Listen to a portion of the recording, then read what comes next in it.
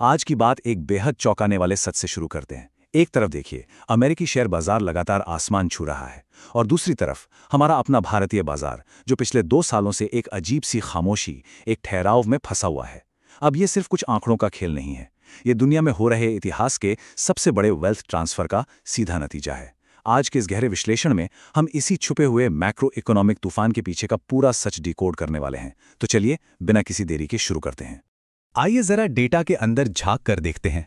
जब हम इन नंबर्स को गहराई से एनालाइज करते हैं तो एक बहुत ही बड़ा गैप या कहें एक डाइवर्जेंस नजर आता है।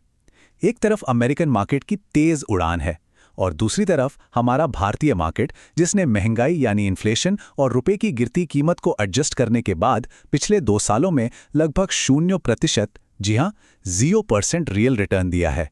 ये सुनने में थोड़ा अजीब जरूर लगता है, पर यही सच्चाई है। अब जरा इस नंबर पर गौर कीजिए, 54%। ये कोई मामूली आंकड़ा नहीं है, ये अमेरिकी बाजार की महज 2 साल से भी कम समय की छलांग है। और आपको क्या लगता है, इसके पीछे कोई जादू है? बिल्कुल नहीं। इसके पीछे है ब्याज दरों यानी इंटरेस्ट रेट्स में कटौती की उम्मीद और फिर उसका असल में लागू होना। बस इसी एक चीज ने पूरा गेम बदल दिया। तो सवाल यह है कि आखिर ये सब काम कैसे करता है। देखिए, इसके पीछे एक बहुत ही बुनियादी मैक्रो इकोनॉमिक सिद्धांत काम कर रहा है। होता क्या है, जब ब्याज दरें 5.5% से गिरकर सीधा 3.8% के आसपास आ जाती हैं तो कर्ज लेना यानी बोरोइंग बेहद सस्ती हो जाती है। इसके नतीजे में पूरी अर्थव्यवस्था में कैश का सैलाब आ जाता है, लिक्विडिटी बढ़ जाती है और यही सारा पैसा सीधा टेक और एआई इंफ्रास्ट्रक्चर में जाकर मार्केट को इस कदर बूम कर देता है। लेकिन जब हम भारत की तरफ देखते हैं तो स्थिति थोड़ी डरावनी हो जाती है। इस गंभीरता को समझने के लिए एक और आंकड़ा देखना बहुत जरूरी है, 110। हमारे डेटा और विश्लेषण एक बहुत ही खतरनाक ट्रेंड की तरफ इशारा कर रहे हैं। इस साल के अंत तक हमारा भारतीय रुपया डॉलर के मुकाबले गिरकर 105 से 110 के स्तर तक पहुंच सकता है। सोचिए, ये एक ऐसी गिरावट है जिसके परिणाम हमारी पूरी इकोनॉमी के लिए बेहद विनाशकारी हो सकते हैं। अब सवाल ये उठता है कि आखिर रुपए पर इतना खतरा मंडरा क्यों रहा है। इसके पीछे मुख्य रूप से 3 बड़े कारण हैं। पहला, हमारा लगातार बढ़ता हुआ व्यापार घाटा। दूसरा, ऊर्जा आयात यानी एनर्जी इंपोर्ट की भारी लागत, क्योंकि कच्चा तेल लंबे समय तक $100 प्रति बैरल के आसपास रहने की आशंका है। और तीसरा, और शायद सबसे बड़ा कारण है एक नेगेटिव कैपिटल अकाउंट। आसान भाषा में कहें तो विदेशी निवेशकों का पैसा भारत आने के बजाय तेजी से हमारे देश से बाहर जा रहा है। और यहीं पर आता है सबसे कड़वा सच। अक्सर लोग सोचते हैं कि यार, अगर बाजार गिर नहीं रहा और एक जगह रुका हुआ है तो कोई नुकसान थोड़ी हो रहा है। लेकिन वो पूरी तस्वीर नहीं देख रहे हैं। रुके हुए बाजार और गिरते रुपये का ये जो कॉम्बिनेशन है ना, ये असल में घरेलू निवेशकों की वेल्थ को, उनकी संपत्ति को दीमक की तरह खा रहा है। बाजार भले ही ना गिरे, लेकिन मेहनत की कमाई की असली वैल्यू यानी परचेजिंग पावर चुपचाप लगातार घट रही है। अब आते हैं अर्थव्यवस्था में हो रहे एक बहुत बड़े ढांचागत बदलाव पर। इसे कहते हैं के शेप्ड इकोनॉमी। अब ये सिर्फ कोई फैंसी किताबी शब्द नहीं है, ये आज की एक बहुत ही कड़वी सच्चाई है जो हमारी मौजूदा आर्थिक संरचना को पूरी तरह से चीर कर रख रही है। आइए समझते हैं कि आखिर ये के शेप्ड रिकवरी है क्या। अगर आप आज की आर्थिक हकीकत देखेंगे तो वो 2 एकदम अलग हिस्सों में बंट चुकी है। ऊपर का जो 10% वर्ग है वो तेजी से और अमीर हो रहा है।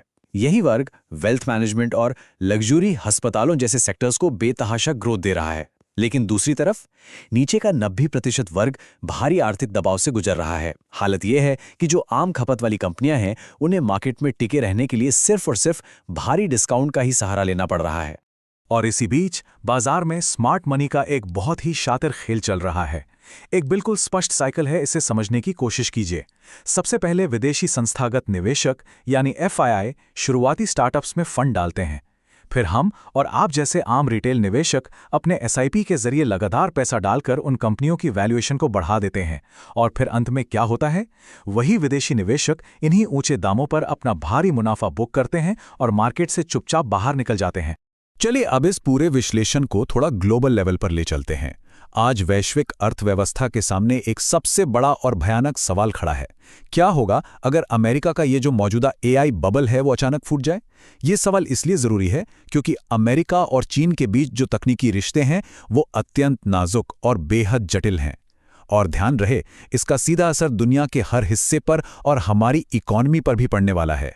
अगर हम पर्दे के पीछे देखें तो दुनिया की इन दो सबसे बड़ी ताकतों के बीच एक खामोश, अनकहा सा गठबंधन काम कर रहा है। होता क्या है कि अमेरिका अपनी रिसर्च क्षमता और भारी भरकम कैपिटल लगाता है और चीन उसे अपनी विशाल मैन्युफैक्चरिंग शक्ति से सपोर्ट करता है। यह असल में एक सर्वाइवल लूप है, एक ऐसा लूप जो दोनों देशों को एक दूसरे पर निर्भर बनाता है ताकि कोई भी पक्ष पूरी तरह से वित्तीय विनाश का शिकार ना हो।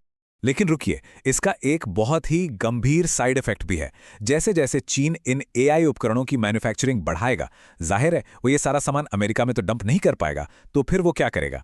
इसके बजाय चीन की नज़र भारत जैसे उभरते हुए बाजारों पर होगी और भारी मात्रा में सस्ते चीनी सामानों की ये डंपिंग हमारे अपने घरेलू उद्योगों के लिए एक बहुत बड़ा, शायद सबसे बड़ा खतरा पैदा कर सकती है। अगर हम इतिहास के पन्नों को पलटें तो 2008 के उस बड़े संकट के बाद एक यू शेप रिकवरी आई थी। उस समय उभरते बाजार अमेरिका के साथ साथ वापस पटरी पर लौट आए थे। लेकिन आज की तस्वीर बिल्कुल अलग और काफी डरावनी है। आज हम एक ढांचागत ठहराव या कहें स्ट्रक्चरल स्टैग्नेशन देख रहे हैं। विदेशी पैसा आज भारत को बाईपास करके निकल रहा है, क्योंकि सच तो यह है कि यहां तुरंत तेज विकास के या इमीडिएट ग्रोथ के स्पष्ट विकल्प फिलहाल मौजूद नहीं हैं। तो अगर हम इस मौजूदा मैक्रो रिस्क को समराइज करें तो इसके 3 मुख्य स्तंभ हैं। पहला, विदेशी मुद्रा का लगातार देश से बाहर जाना। दूसरा, ऊर्जा सप्लाई का एक बड़ा संकट। और तीसरा, एक मजबूत स्थानीय एआई आधारित विकास की कहानी का पूरी तरह से न होना। ये तीनों फैक्टर एक साथ मिलकर हमारी अर्थव्यवस्था पर एक ऐसा दबाव बना रहे हैं जो हमने पहले शायद ही कभी देखा हो। तो अब सबसे अहम सवाल, इस पूरे चक्रव्यूह में टिके रहने का, सर्वाइव करने का रियलिस्टिक रास्ता क्या है? इसका पहला कदम है धैर्य। हमें बाजार के दबाव का इंतजार करना होगा ताकि डीप वैल्यू यानी बिल्कुल सही कीमत पर बेहतरीन कंपनियों में निवेश के मौके मिल सकें। दूसरा कदम, प्राइवेट इक्विटी में हो रहे कॉर्पोरेट मर्जर और एक्विजिशंस पर पैनी नज़र रखना। और आखिरी कदम, रुपए की इस लगातार गिरावट से बचने के लिए ग्लोबल एसेट्स का समझदारी से उपयोग करना। तो चलिए एक कड़वी सच्चाई के साथ आज के इस विश्लेषण को समाप्त करते हैं। बाजार का जो पुराना चक्र था वो अब पूरी तरह से बदल चुका है। आज आपकी असली चुनौती सिर्फ बाजार में पैसा लगाना नहीं रह गई है। असली चुनौती है अपनी संपत्ति को मुद्रा के अवमूल्यन यानी करेंसी डेप्रिसिएशन से बचाना और सही मौकों का पूरे धैर्य के साथ इंतजार करना। आर्थिक परिदृश्य लगातार और तेजी से बदल रहा है। अब सवाल आपको खुद से यह पूछना है कि क्या आप इस ऐतिहासिक बदलाव के लिए पूरी तरह से तैयार हैं?